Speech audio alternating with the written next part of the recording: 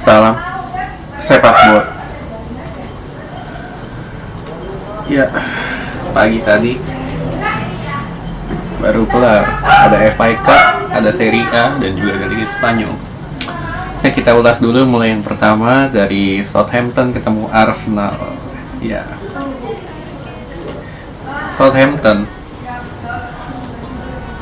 ketemu Arsenal. Nah, Southampton ini mainnya full team ya, dimana ada Danny Ings, Adams, lalu ada motornya Ward-Prowse, lalu ada Walcott juga main, full team lah istilahnya. Ya. Lalu Arsenal, nah Arsenal ini yang lucu nih, mainin Willian, Pepe, Nketiah, itu trio maut. Kalau misalkan trio itu main, Arsenal udah pasti kalah. Karena apa? Nketiah itu kalau disuruh nendangnya nggak becus banget. Lu lihat aja itu beberapa peluang yang dilakukan, yang seharusnya gol ada 2 chance, dimana harusnya kalau misalkan lu striker bagus seharusnya gampang banget cetak golnya, namun nyatanya dia nggak bisa sama sekali. 2 chance. Willian terlalu banyak delay bola, PP passingnya hancur. Ya, secara overall keseluruhan untuk penampilan Arsenal di sini, seenggaknya mereka berani keluar. Karena apa? Mereka sudah mulai berani keluar, berani ke depan. Namun main dengan 8 pemain termasuk kiper itu kan sulit, karena 3 pemain ini benar-benar hancur banget, Nketiah, Willian, dan PP. Jadi secara keseluruhan untuk penampilan Arsenal di sini jelek banget untuk 3 pemain ini. Jadi ya udah layak kalah 1-0.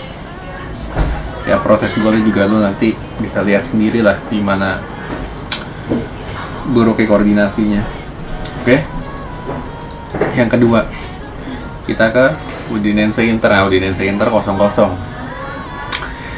Inter punya 4 chance dan mereka nggak bisa manfaatin sama sekali.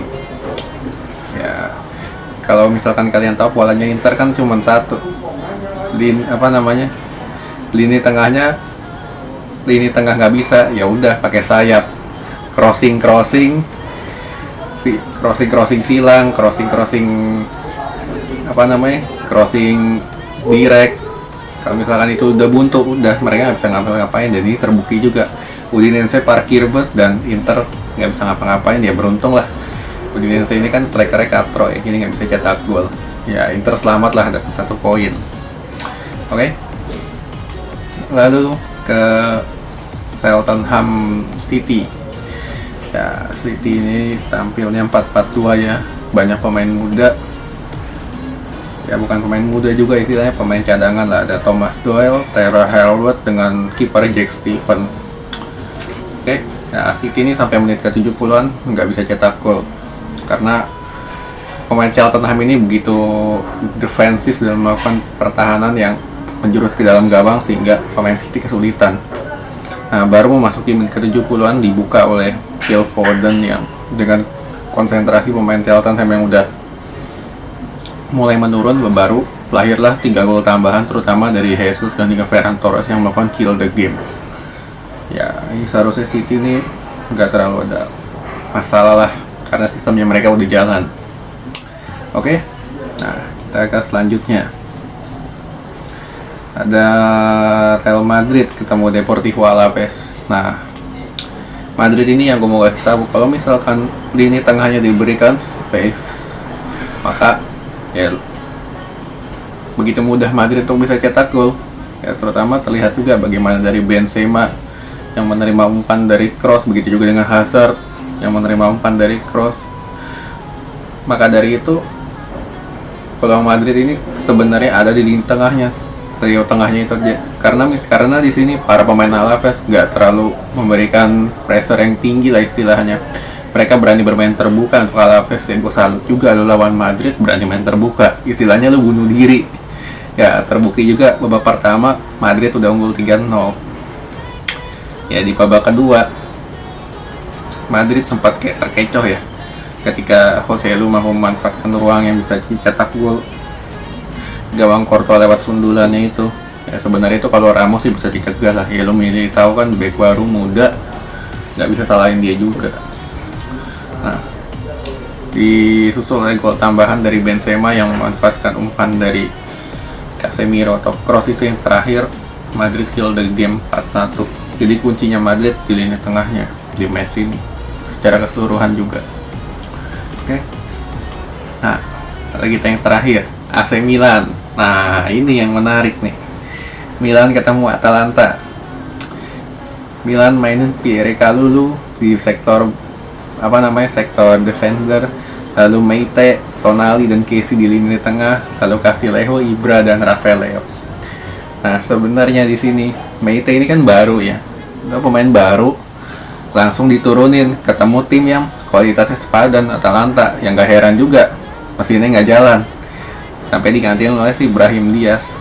Cuman di sini kehilangan Benacer ini begitu besar ya, karena untuk Milan ini Benacer ibaratnya berani fight lah kalau untuk berebut bola, sedangkan kalau Ibrahim Diaz kan dia lebih stylish untuk membantu serangan. Jadi otomatis serangan Milan di sini sama sekali nggak ada dari lini tengah, lebih memainkan sayapnya dengan mengandalkan crossing, manfaatkan headernya Ibra dari Casilejo ataupun Rafael Leo. Ya lu Ibra udah striker umur 39 tahun, lu nggak bisa harapin dia main bagus terus kan. Nah di sini terlihat juga dia staminanya udah nggak bagus juga, memasuki menit-menit terakhir dia udah mulai lelah. Nah, akhirlah gol nih, 2 gol tambahan dari Zapata dan juga si Illich dari penalti. Dari Illich penalti yang dilanggar oleh Frankes gitu. Lalu dari Zapata memanfaatkan sisi ruang kosong dari si Calabria yang telat cover. Jadi secara keseluruhan untuk penampilan Milan di sini, ya lo lihat sendiri hancur banget, terutama dari sisi defensifnya. Jadi kalau misalkan apa yang perlu dibenahi oleh Milan di sini, pertama mereka perlu beli defender wingback yang tangguh dalam sisi defensif. Gua nggak melihat itu ada di Calabria dan juga Theo. Jadi otomatis ketika 2 wingback itu maju, nggak ada yang bisa berani melakukan fight di sini. Lo nggak bisa mengharapkan Kessie untuk mengcover seluruh area ruangan kan. Jadi otomatis itulah salah satu kelemahan Milan di sini. Oke, sekian dulu.